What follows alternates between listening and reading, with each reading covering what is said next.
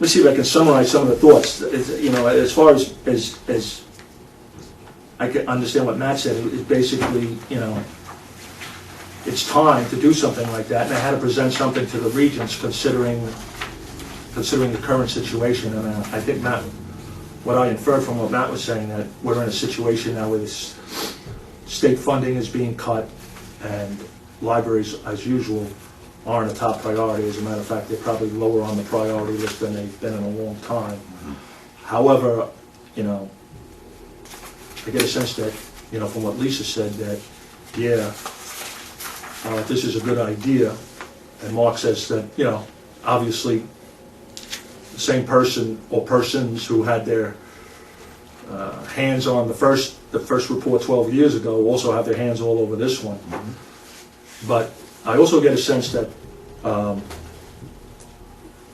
this is not exactly. I don't sense that there's an inspiration here. I don't sense that you're inspired by this thing. I don't think that this is really the vision quest that where you're going to come back and you're going to know who you are and you're going to be motivated to do that.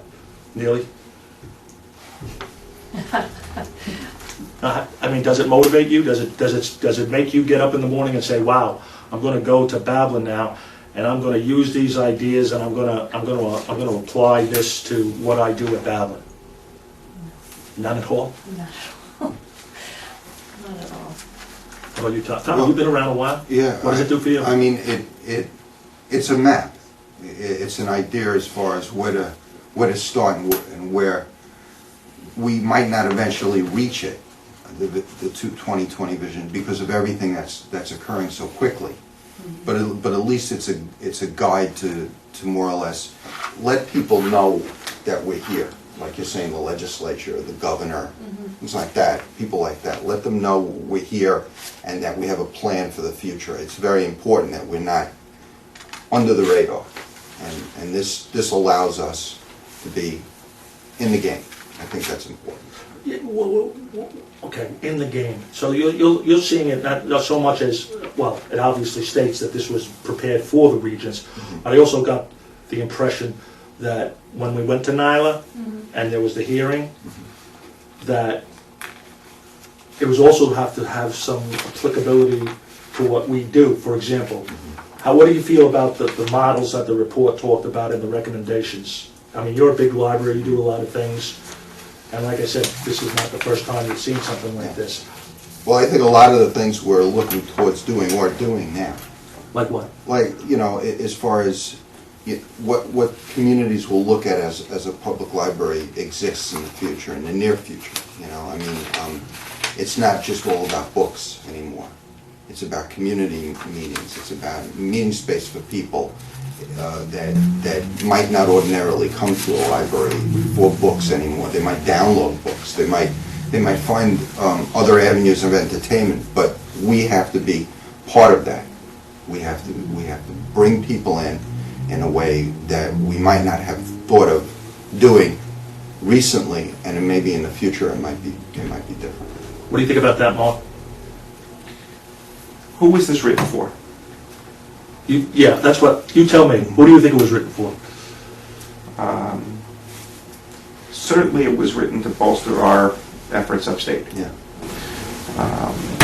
I think locally on Long Island we have addressed a great deal of this stuff, and we have continually said community center, meeting place, continuing education, free access. And in going through the list, it's exactly what we've been saying for years. But we've had it ingrained. Now we've got to ingrain it in others. It would be very, very nice if our elected officials had this hammered into them the way it has been hammered into us. Lisa, let me ask you this question based on what Mark just said. If you're going up to Albany, or you're doing a lobby day visit, do you feel that this is useful in terms of presenting the case that you have to make for libraries? I think the most useful piece of information that I took out of this was that the jobs that libraries need to do right now, I think, on Long Island is marketing, advocacy, and customer service. Because everyone's getting hung up on the ebooks and the transition from print to non-print, and are we still relevant, are we still gonna be here? Every single time I walk over to the adult department, Ellen is sitting at a table with a different patron practically every single hour, showing them how to use some different electronic device. So we've adapted, like it's Darwin's survival of the fittest kind of. The library's gonna keep adapting. I think what we need to do when you go up to lobby day and you go talk to the Regents, and what this is saying is we need to train our staff now to provide better customer service. We need to this is telling you need to market yourself to your elected officials, to the Regents, why public libraries are as important as schools. And I think kind of to learn from mistakes that we took, we were very complacent. I think public libraries had their doors open, we're open to everybody, that was our message, we're always here. And then all of a sudden, you start cutting back, you cut back, you cut back, we're still here, we're still here, we're still here. And now all of a sudden, I think we have our backs against the wall in a way where we realize, okay, there's commercial factors involved now, there's, new businesses, all these new markets are coming out. So we need to start doing something that libraries don't usually do, which is advocate for themselves, to say, we're important, this is why we're important, and kind of get outside of the building to get the people back in. All right, I did see there was somewhat of an emphasis on marketing and things of that sort, and I have a question here that I want to run by you guys, but let me just ask you this. What would you do different in terms of marketing and advocacy? If it was the Lisa Kropp Library, how would you market and advocate? How would you market your library, and how would you advocate for libraries in a way that we don't do now? I think a little bit of what is done, perhaps upstate, maybe better almost, is that there's more of a blending of everyone's involved in the library. There's no clearly delineated roles. There are delineated roles, but then you could go ask anyone a question. And I find in my library is a fairly large library, people don't know the difference. Patron A walking in the door does not know that the person standing in front of them is a page, clerk, a librarian, or the director sometimes. And I think everyone in the building should be able to provide a basic level of service that we're a little leery to do sometimes because of all these different expectations of job descriptions and job roles that hinders customer service inadvertently by limiting what we allow a person to say because of their position or title. I think we need to really kind of take customer service and make those clerks realize that they are the most important people. It's who everyone sees right when they walk in the door. And get them on board with what your message is so that they can, that's who's talking to people the most. I saw you nod your head, Neely, when Lisa was talking about customer service.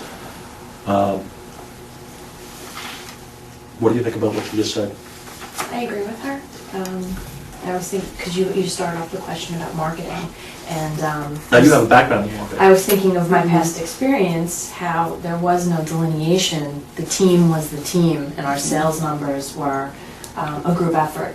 You know, what we put out there in the market, whatever product we were focusing on, and I think that there was a lot of truth in what Lisa said. I agree with her that if there were, you need get away from this is your job, this is my job. You can say that, I can say this, and focus in on the customer service. Okay, let me just, since you have that background, Marc made a point that he got the sense that, and so did I, that a lot of stuff in there is stuff, the models that they talk about, is using Suffolk as a model. So, I mean, and I'd like all of you to jump in on this one. Relatively recently, Suffolk Cooperative Library System, all of our member libraries have made a group effort to market, in this case, in what we're doing now is market a service. Okay, and you were on the marketing committee, right? What do you like about what happened, and how would you improve it if you could? I liked that it was a rebranding of Suffolk Web. What do you mean, how was it rebranded? Well, we basically took the same, very similar products and resources and changed the name from Suffolk Web to Library Oh, okay. to make it more current. And what would I have done differently? How do you think it has to be done differently, or how it has to change, or you think we're on the right track? I think we were headed on the right track. I think The numbers speak for themselves. Yeah, jump in. I think the point, Peter, is that the document that you're having as view, right, is for the regions. And so it's the library community saying to the regions, hey, if you ever have an opportunity to provide resources to market libraries, number one, the first recommendation, to all clientele and communities by rebranding libraries while addressing the erroneous perceptions about the need for libraries in a digital world. Obviously, everyone who is on this document said, people don't know what we do and they don't know what we have, right? So the whole point of writing this is to say the best lever to affect change is at a statewide level. So why don't the regions apply a lever and put resources behind a marketing campaign that can cover the whole state and use the resources it has at that level to affect change? So while, and I have to disagree with Marc for what happens upstate, because I think there's tremendous good work that happens around the state of New York. Yes, Suffolk might be a model, but there are a lot of people doing great things all over the state of New York as far as trying to market and to do childhood education and all the other things that are talked about in the public library specific section. But I don't know where I was going with that. But that's, but I think that the whole point of this is that it's the library community saying to the regions, if you did these things, you could affect change statewide, as opposed to, well, now we get together as a county and we try to market. But I mean, we could if we never see the leadership or the money come from the top down. But the point is being that the most effective way of these things happening and improving are from the state down. That's how I read it. Okay, so let me follow up and ask you this. If you could tell the regions how you would want them to specifically help implement this particular recommendation, what would you tell them? Well, you could. Well, you're in a position because you're the NYLA president. You're in a position Oh, to do yeah. that. I am, but not that the regents are asking me my opinion. I think honestly is you say, what are the opportunities for free advertising in the state of New York? I mean, can you get on to whatever catalogs that are sent out, or the backs of handouts, or bills that are sent out? Any areas, are there free highway signs? Are there free airtime on public radio stations? Can you get posters in museums that are state sponsored? Wherever, if anyone got a state grant, could you say you have to hang a poster in your place that says why libraries are powerful? I mean, I don't know where any of those points are, but my guess is that there are a lot.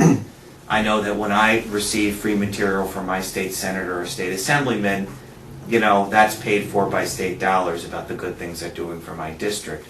Why can't they be asked to put something in about libraries and those state-sponsored mailings, or wherever there might be opportunities for that kind of co-advertising? To be consistent where it just can't be done for a short period of time.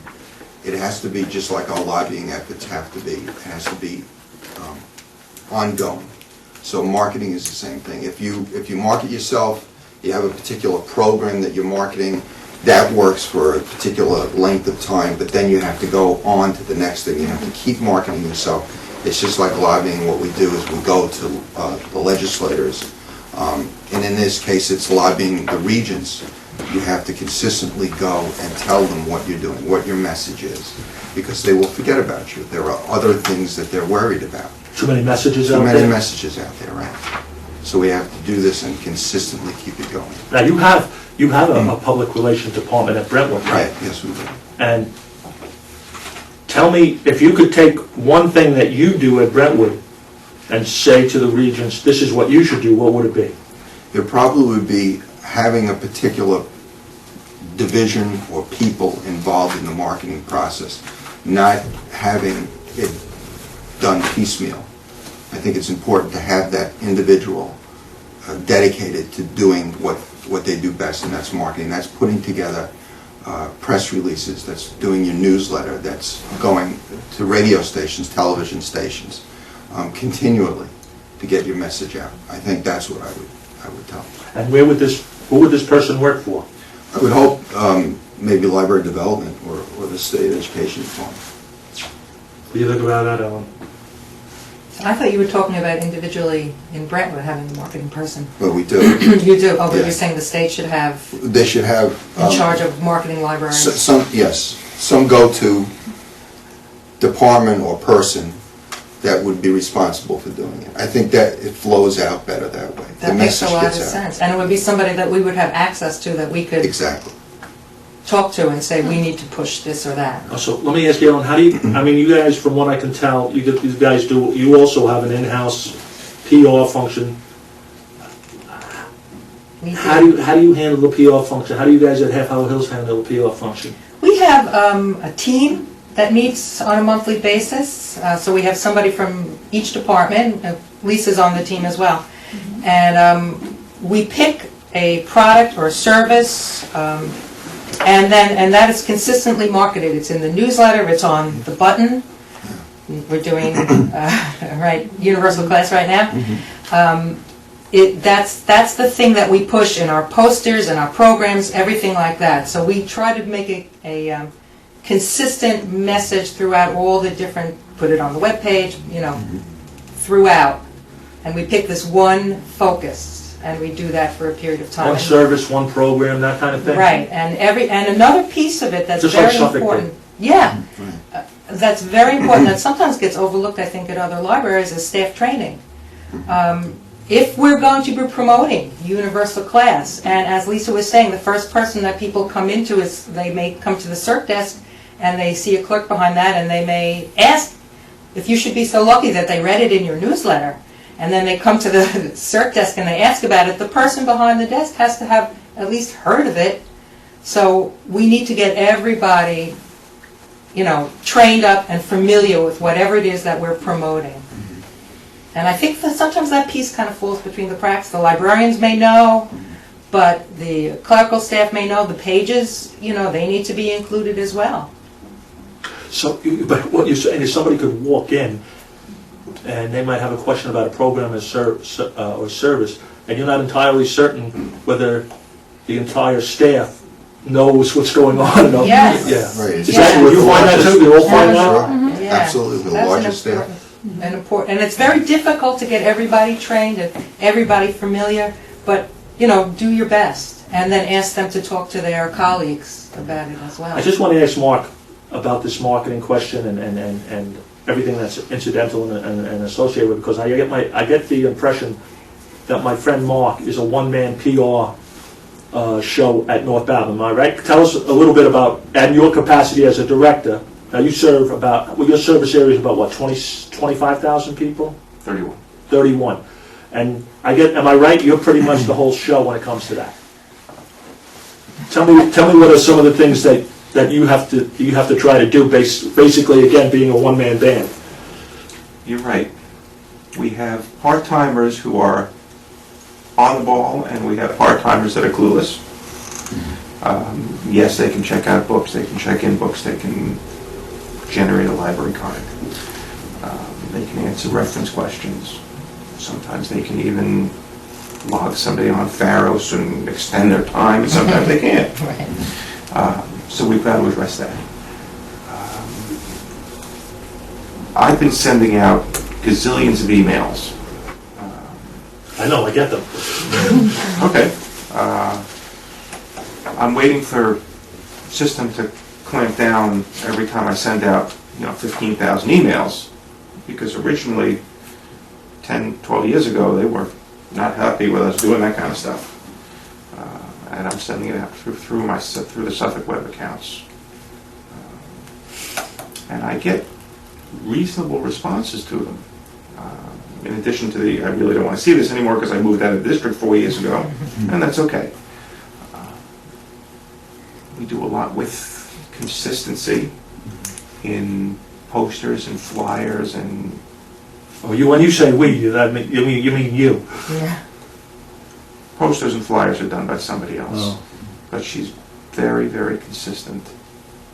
So they continually look very similar, similar enough to hopefully for people to recognize where it's coming from.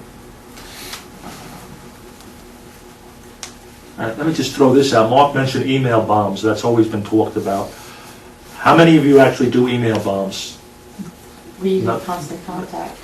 You use, tell us what you do with constant Matt contact. started to set it up over there. Well, we started to do more newsletters. Like we have a book club that's been getting greater following, so we started a book club newsletter. So it's kind of a reader's advisory newsletter, and they love that for the e-readers because they're constantly looking for more books to read. We started an art newsletter. We have our library newsletter, DVDs. So we're using constant contact's cheap. It's like $30 a month. Now, we're still, Tom mentioned what he does at Brentwood. Lisa and Ellen talked about Hauppauge Hills. I didn't get to Matt yet. I know Matt is, the couple of spots that I know that he's been at, he's kind of remodeled the PR programs there. And, but how practical do you think it would be for, getting back to the email bomb, how practical do you think it would be for, like Matt said, if the state were to take a big role in this, for them to conduct, or how hard would it be for them to conduct this kind of marketing program using things like email bombs and other things like I don't that? think that'd be a good idea. I think it's the wrong approach. Why? Well, first off, email's pretty dated, so I mean, it's really, it serves if you have an older community, basically, I think. But again, I think the point is that what you're looking for is more to what Tom said, and that is that you're looking for a sustained campaign. You're looking for the billboards, you're looking for that Okay. kind of, there's a general awareness of what's happening in libraries. So you're looking for those, like, even the ever so occasional television ad happening at some opportune time, a float in the Macy's Day Parade. You're looking for that kind of public exposure that makes people say, oh yeah, the library, because we all do, and upstate and downstate, wherever in this great state of New York, are all doing advertising locally. So if then they got a message from somewhere else, some other venue or some other actor, I mean, I don't know if people saw the Reading is Fundamental movie, the little short music video that the Roots play on, and there's a lot of different storybook characters and stuff. It's a great little video. And if there was some campaign that caught fire like that could get around, it's that kind of awareness that could happen. That I think is a lot more effective than traditional channels that you're using to promote, your local story time or toddler play hour. I think that's for a local base. I think I would want the regions to be focusing on larger, higher impact, really more of advertising than marketing. Things that would have more of a pop, high production values. Yeah, I think marketing to me says, they're going to do a study of who uses libraries, and then we're going to come up with a campaign, and advertising is part of that. But a true marketing, the definition of marketing is a lot more. I think that this should have said, improve the advertising of library service to all clientele, because marketing, to me, is just, there's so many functions in that word. To me, I want advertising. That's a good point. Yeah. And So, once they turn the switch on. again, yet you're the marketing pro. No, I'm not. How do you see, let me ask you, what do you see as the difference between, because Matt made a distinction, and how do you see the distinction between advertising and the kind of marketing that we do? I think Matt answered that. Well, tell me what you got from it. Got from it that we all market our services. Okay. It's specific to each community. Advertising is more of a broad sweep of general. Advertising also costs money, right? Well, that's why I said I think that if you have someone who's well placed in the state government or has an idea like Jeff Cannell, who's the commissioner of cultural ad or whatever he does, I mean, he might have the ability to find those resources where there could be opportunities to place a message. You know, I don't know. You mean, but that would be more like publicity than advertising, because he'd be looking to get something for free, right? Right.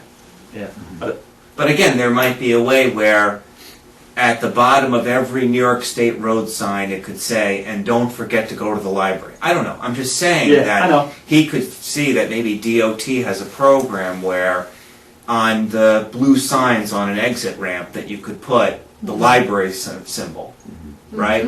Yeah. Things like that. It's just thinking of all those places that there's already state-funded signage or happening, and how can you include libraries Yeah, in you'll it? have to excuse me, because when the word advertising is used, I understand it as being, you pay somebody to do it, you pay a professional to do it. How many of you do paid advertising at your library? Nobody? No ads in the newspaper, nothing like that? No paid. Okay, so you all depend on the kindness of strangers to put your, to But put it your could be stuff in. donated as a campaign, like we're saying, on a government level. Like, it could be involved in saying that libraries, like, again, they improve the economic value, so knowing that it's on a sign somewhere could be. Well, I agree with Matt's, I'm sorry, I'm agreeing with Matt's saying about just giving the concept of the library gets people thinking, then they'll go to their local library, they'll start listening to our marketing stuff that we're trying to so hard desperately. But once they get that switch turned on and actually become cognizant of libraries, they're gonna listen to the local marketing stuff that we work so hard to do. Yeah, local marketing is important because we focus on what we're doing.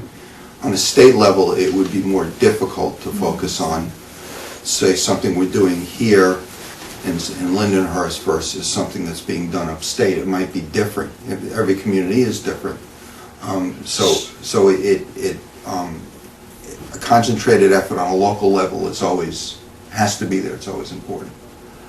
Okay, there's a related question to this, because the report talks about public attitudes that libraries suffer from.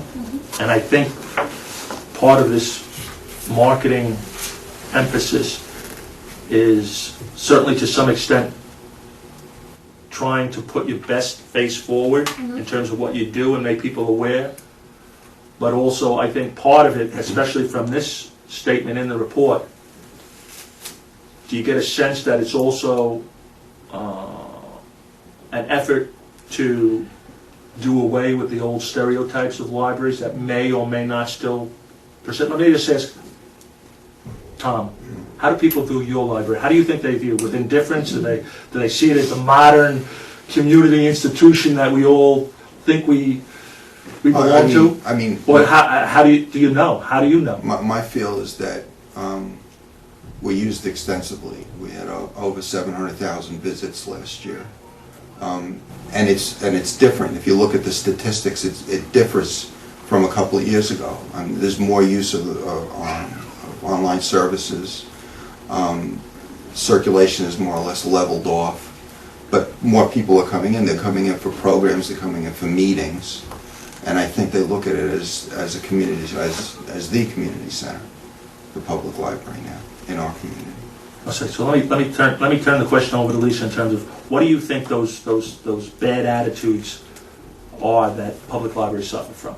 You talked about a little bit because you said there was a need for going out and customer service and things of that sort. But what kind of stereotypes and what kind of images, as far as library goes, still persist that you think that the report may think affects public attitudes?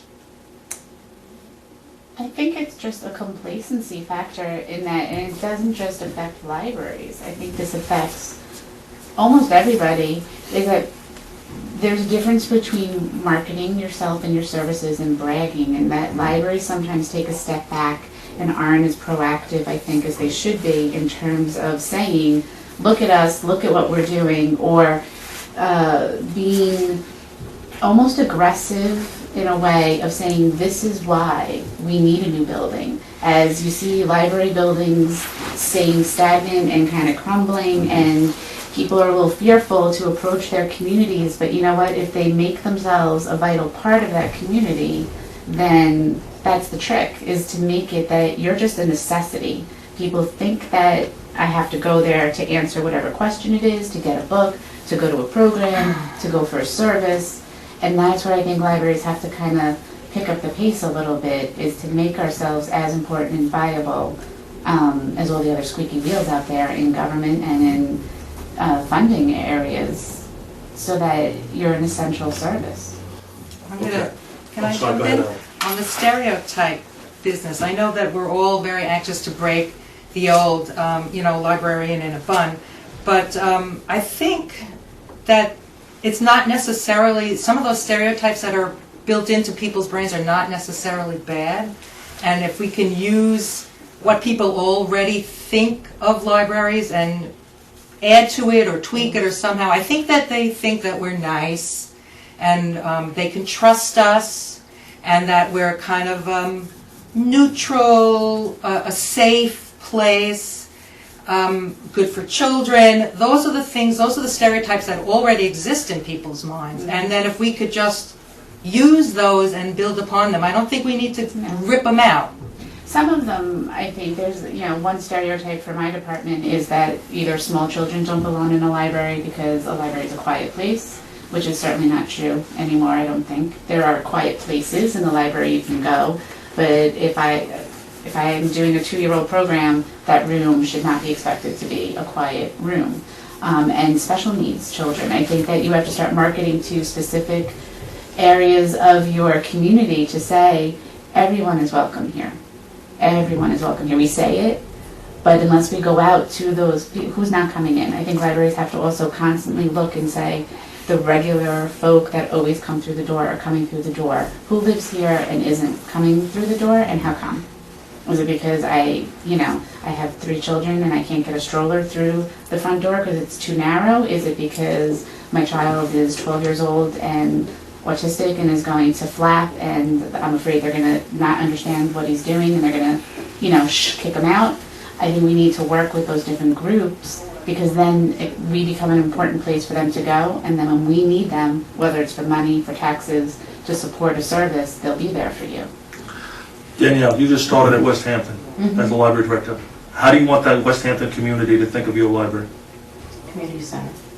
Community center, being the like you're saying, necessary part of the community, and we're actually looking into that aspect of the special need. Mid-Hudson did a great, I think it's been in NYLA before too, but they did it at PLA about building your library base and the resources that they have to target different areas of your community are amazing. They're really, it's about building a campaign. It goes to all the resources. I don't know if anyone's familiar with it, but it's phenomenal. So it's building your base on the midhudson.org. Is it the BYB? Is the URL? Do you have BYB? Well, whatever. Oh, yeah. It's Mid-Hudson Library System. Mid-Hudson Library. Rebecca Smith Aldrich. Yes. It's incredible. Absolutely. And it gives you the resources to actually target down people of your community. And I think with Suffolk giving us that market segmentation, I think that's going to be a big difference once they do that. Are you aware of that? Cooperative. But Peter, I think part of the report is the fact that they're talking about books. I think that's the stereotype that they're trying to break. Is the OCLC Perceptions of Libraries report that comes out every year or other year or whatever, says overwhelmingly when they do their research, the number one thing people think about is, it's that word association. You say library, they say book. And so More than the bun, more than the librarian. I think more than fun, but I do think in that report, trustworthiness, honesty, and those traits come up pretty near the top as well. So I mean that there's a sense that we protect people's copyright, that we support intellectual freedom, that we're a place where people can come and, really be the people's university. But I think that books is what this report is speaking towards. That would be if I had to read their mind, I think that's what it is. And I think to Lisa's point, and what's been talked about as well, is that libraries are at fault. The fact is that when patrons or community members do seek us out, their response by staff is mixed. So we all are responsible to do a better job, is that when anyone walks in, everyone, special needs, elderly issues, not issues, whatever, are treated with that same respect, kindness, that everyone's needs are as important as anyone else's, of course, with the staffs and the time that we have to serve that. But to me, I think it's the book perception. I think that's the big one that they're trying to shake in this. What's wrong with books? Mark, you and I are kind of old school because I know that you're a book guy. I'm sort of a book guy. How do you feel about libraries being stereotyped as a book place being Book depository. a negative? Book depository. We've been a book depository since day one, and this is something new that we need to address. Well, we were a papyrus depository. Or a slab of clay depository. But go ahead. So I think the changeover that we have embraced has been rather fast. I would say we jumped in with 2 feet locally in Suffolk County. Was that a good thing or a bad thing? Eat or be eaten. Is it just a thing? I mean, is it? It's just another format. Fine. So we adapted quickly, and we recognized, I'm going to say last winter, that we'd have to sock in more money, and as a group we did, and we did it quickly. Is this the end of the road? No. Is this will there be some other format? This week, next week? Will Overdrive be in business? We mentioned that earlier. How are we going to download? It will be interesting to see what happens. Matt talked about his view of the book and how it's the stereotype that he feels that this report is alluding to, right? But got 2 people here who are very tech savvy, and I just want to ask them, does the book still have any kind of relevance or any prominence left to it in library service, Ellen? Books do. I think more than books, it's reading. And we don't care if they're reading it on a paper or on their Kindle. I think that would be a better thing to be attached to rather than the physical item.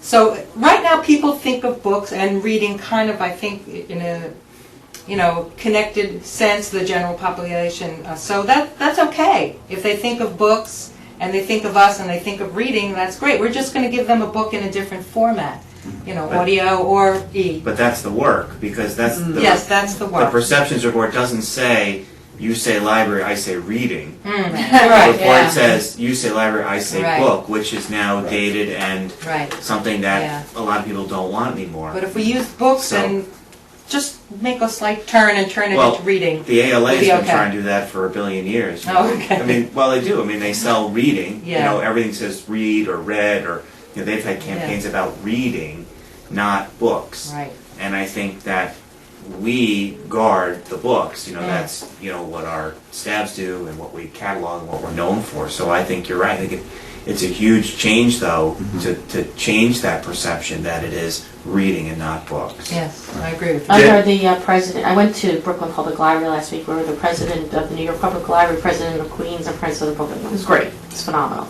The president of New York Public City is platform agnostic, which means he does not, exactly what you're saying, Right. does not care how his patrons are getting the information. He wants them to read. I don't care if you're reading it on the side of the road, just want you to read. So he calls it platform agnostic, and I thought that was a great term. Fantastic And I would term. even say it goes into DVDs. I mean, we circulate movies. Mhm. So as long as they're using their imagination, it's all about the story, the plot, the characters, the theme, inspiring you. It doesn't even matter if it's reading. We just want people to kind of engage in something rather than be a passive. That's that's watcher. why we sort video games too. Yes. And he talked Yeah. about, too, how people come to the library because of the social, just because they want to be around people. Yes. They don't care if I missed it. Yeah, they just want to be around people. They want to be in a place, in a cultural center where people are learning, just to be around that atmosphere. So, Right. Ellen's doing a group, and I thought it was so risque in a library of Mad Men. and, you know, they're watching the show together and then talking about the show. And people are coming in for that because I think they want social engagement with other people. Yeah. Alicia, I want to ask you as a children's services librarian, in terms of the future, in terms of this 2020 vision, do you see a place for the book in Yes. your library?